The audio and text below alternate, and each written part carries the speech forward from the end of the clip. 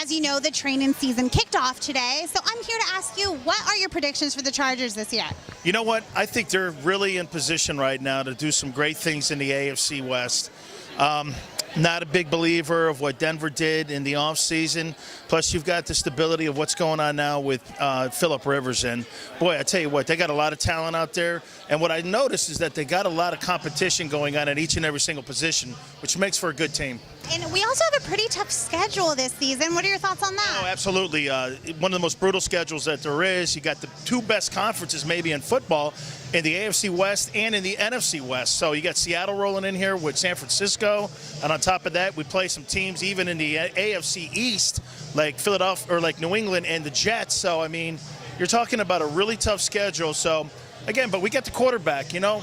It'll be interesting to see what the first-year head coach does, Mike McCoy, but I think they're going to do well. There's been a lot of backlash on one of our first draft picks. We got Jason Barrett, kind of small. Again, John Pagano, defensive coordinator, will probably put him in better positions to be able to be successful. Now, you're not going to line him up against a guy like Calvin Johnson, who's 6'9".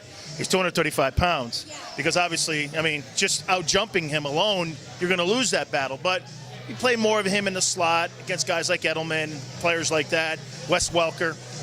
That's where we're going to have success with him. But lining him up outside is probably not going to be the best, especially for a first-year guy. Now, speaking of one of our free agents, actually, Brandon Flowers, he's trying to get sort of back at Kansas City now for letting him go. What are your thoughts on that? Well, I've talked to him a couple times now, and, you know, they let him go over money.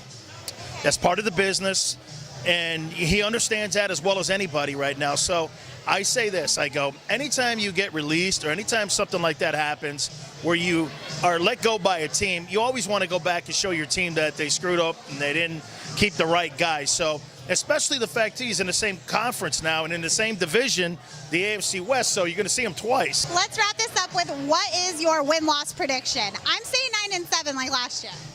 I'm saying 10-6. I really am a believer. You know, they added a bunch of guys in free agency. Donald Brown, I really dig, the kid coming over from the Colts. And, you know, the other free agent was actually going to be a free agent that didn't play a lot the year before, and that was Dwight Freeney. So get him back healthier. I don't know, man. I really have some great expectations for the team.